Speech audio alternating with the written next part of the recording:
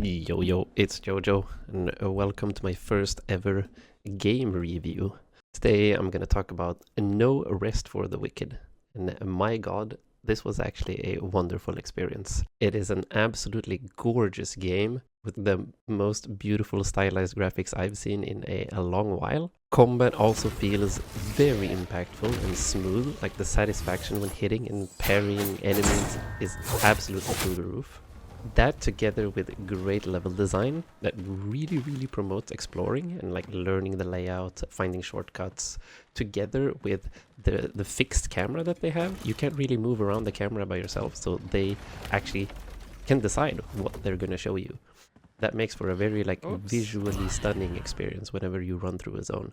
Like they have these vantage points where you can look through the map, see maybe some shortcuts, maybe some areas you want to explore, and it just makes it extremely satisfying to run through the world. The developers have said that they want to revolutionize the ARPG genre. They are the developers that made Ori and the Blind Forest, also like very highly recommended games, and I believe they have won a bunch of awards, but don't quote me on that. Anyways, they do call this an ARPG, and while the item design is kind of ARPG-like, the combat is definitely more Souls-like. So I would say this is kind of a mashup of an ARPG with the Souls genre, and I absolutely love it. I am an ARPG fantast, and recently played Elden Ring as well. So these games definitely feel like a combination of that together with something like Diablo or Path of Exile. As I'm going through that item design, that is more ARPG-like. They have the stats, you're gonna find upgrades, you're gonna enchant stuff, and it was interesting. They also have something called like cursed items with very impactful downsides, at least early game. I felt like they were a bit too strong, like losing EXP or losing gold, or increasing the equip load, and they kind of never felt worth it over using blue or white items. But probably that's for endgame, where you don't need gold or experience, or you can like counteract the stamina and equip load penalties. So maybe that's not such a big deal after all. And now that I've praised the game to oblivion, like believe me, this is definitely worth the for the dollars or euros, depending on where you're from. I definitely had a great time with this game. But now to the cons. We have some big things that annoyed me, and that is, well, combat. While it felt amazing, I quickly felt like the best way to play is to just wait for the enemy to attack, get tired, and then hit them once. Like, whether you had a fast or slow weapon made very little difference, because if I tried to be nimble, quick, just attack the guy with my daggers, they did too little poise damage to actually stagger or to stop the enemy from doing his swing. So he would just swing right through my flurry of dagger hits, making me lose HP. And the slow weapons were just too slow to hit first. So whether I used a big fat claymore or daggers, I would still play the exact same way. Just stand in front of the guy, he would swing, I dodge, and I hit back. If I had daggers, maybe I could hit back 2 or 3 times instead of just 1 time with the slow weapon. That kind of felt a little bit too slow for my taste. I do like games that are a bit more fast-paced, with dodges and more nimble mobility attacks and stuff. Anyways, that is a preference thing, so I know a lot of people like these slow, methodical combat games, so maybe this just isn't my cup of tea. I still had quite a good time playing the game. And then having stat requirements for weapons and not being able to reallocate them makes it feel like it's not worth putting points into weapons because you're afraid that you'll swap them out soon. Like, I was consistently sitting on 5 skill points in case I found a weapon that I wanted to play with. So that is either something they need to change so you're able to swap skill points, or they go heavily into this. I realize that they want the game to be replayable. They want you to run through the zones many times. They want you to create many characters for each like weapon type, build type. I get that, but it just feels extremely bad to sit on skill points the entire early game, or to like just put all of your points into using daggers and dexterity, and then having like a legendary mace drop that needs faith and strength, and you're like, oh, okay, fun game. Now I need to either make a new character or wait until I put 1 billion points into strength and faith. And by then you'll probably have found new weapons that you want to try. So that was a big thing that annoyed me. Another thing after playing Elden Ring, and being able to teleport to all of the grace points, the save points, it was a bit too far between the save points. And you're also not able to teleport to your previous save points. You can only teleport to the previous one that you have like interacted with. So if you can teleport between town and the previous save point out in the world. And that made for some very, very confusing scenarios where if I had a quest in one area, but I wanted to go like just get some materials from another area, or just do like a weekly quest. They have some weekly challenges and quests that you can do to get some extra rewards and EXP.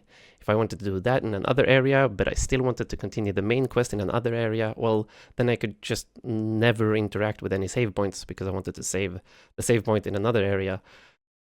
And that also made for some very weird scenarios where actually jumping off a cliff and dying or drowning in the sea was the fastest way to like teleport myself to the nearest save point, because I didn't want to lose the save point that I had for the main quest. I don't think dying for fast travel is like ever a good solution, and this is something that needs to be looked at. Another thing that was absolutely awful is placing furniture in your house. There is housing in this game where you're going to need a bunch of stashes to hoard the insane amount of items that you get, and then also have all of your crafting stations to be able to craft your stuff. And you definitely need stuff. You need foods, potions, consumables, bombs. Those are extremely useful for the endgame. Like they are things that you're going to want to actually focus on. And it was absolutely awful because the way that you place furniture in the house is by placing it in front of the character. So like the way that your character is facing, that's where the furniture is going to be placed. So you need to like kind of move around with the character, with the furniture in front of you, to try to place it where you want. And that did not work on PC where you moved with WASD, because that was way too choppy. So whenever I tried to like fit the item in a place, it just did not work at all. And it was barely better with the controller. It was a bit more smooth, being able to like aim a bit more precise with the controller. But WASD was not playable. And then I'll end it with like some small things that annoyed me. This isn't too important, but just to put it out there. Like maybe being able to pause the game while in solo play, at least when you're looking through the inventory. I found myself dying quite a lot while looking through the inventory, and some monster came from somewhere. I do understand maybe they don't want this for like quick swapping potions and bombs in combat, and actually force you to make a choice there before the fight as to what you want to have in your quick bar. And then I would also like to be able to throw or like discard stuff out of your inventory while looting chests. So many times, like I had full inventory for 90% of the game, and full stash in the base, mind you, until I got the housing and was able to buy stash space to put there.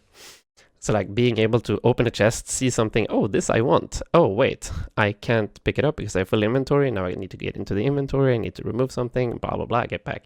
That was annoying. And also, like, talking to NPCs was quite difficult. I don't know if that's just a me issue, but every time I had to talk to an NPC, it took me like 3 or 4 tries. Like, you had to be standing right in front of them, looking straight at them for the prompt to come up. If you were slightly misaligned, it just didn't show up at all. So it's something early game with like stash inventory space. I don't know if they should like increase it or something. Or maybe I'm just a hoarder. Maybe this isn't actually a problem. That's why I put it in the small things that annoyed me. And then I had a weird thing happen where my tool shattered. I assume that happens when the durability wears off. So I was just picking ore with a pickaxe, and then it said your pickaxe is shattered, and it was gone. And there was no warning that it was low on durability or that I should repair it or something. Usually in games when things go to 0 durability, they just aren't usable anymore, but this one was completely gone, and I had to buy another one. And then I tried to like repair my other tools, and it looked like they could get back to full durability and have no issues. I don't know if that was just some RNG things. Maybe the tools can shatter RNG. Maybe it wasn't durability. Anyways, small annoyance right there. So let's head right into the ratings. When it comes to combat, well, this felt great. It was satisfying. It sounded good. It felt good. It was just a tad bit too slow for my taste, so I'll put it at like a 7 out of 10. I also didn't really get super far into endgame and make like a super fleshed out build. In that case, maybe combat starts getting more fun, because it's the same thing with Path of Exile. Combat feels pretty shit, to be honest, until like mid maps when your build is like functioning and you start rolling. So maybe it's the same thing here in No Rest for the Wicked. In that case, combat might actually go up to a 10 out of 10. The graphics are gorgeous. The game looks visually stunning wherever you go, especially when you get to this vantage point and you see like a beautiful sunset over like the town or something. So that gets an easy 8 out of 10. The story and the characters right now is very like short and bare bones. We only got Act 1, so the story is like okay. It's a standard. You have zombies, the plague, monsters, people getting corrupted. You have a church that's trying to take control and purge everything. And you have a small little town with its mayor and some bandits that you're helping. That's pretty much it, without spoiling too much. So I assume more things are going to happen. They actually had a pretty decent like cliffhanger at the end of Act 1. So I am excited to know more. And the voice acting was great, together with like the cool graphics and the atmosphere of the game. It actually is fairly decent. I would still give it like a 5 out of 10 because it's so short right now. There's not much there, but it has a wonderful base to stand on. And then this is probably one of the things that actually make me give the story and characters and like the environment a little bit of a lower score. That's because there's no music. There's pretty much no music in the game. So many of the boss fights, the only thing you were hearing were the grunts of the characters and the clangs and the clongs of the weapons. And that kind of ruins quite a lot, to be honest. I definitely thought about this very deeply because Elden Ring has such beautiful soundtracks, and that adds to the gameplay experience a ton. So like music, 0 out of 10. But still, I would say the sound design, like the sounds that you make when parrying things, when hitting things, the like the monster screams and all of that scares the crap out of me, and that was great. The voice acting as well. So still decent score.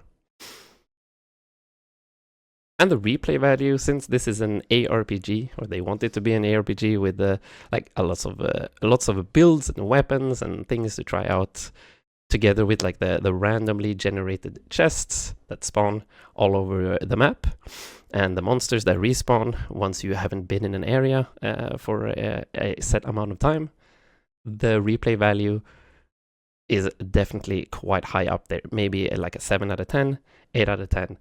Because you have the endgame system as well with the Serum Crucible, where you sacrifice embers or fallen embers to enter into like a randomly generated area with random monsters and like a random boss. The replay value gets a 7 out of 10, and that puts it at like a 6 out of 10 on average, which is still a fairly decent score, I would say, for an early access product that is very, very early into development.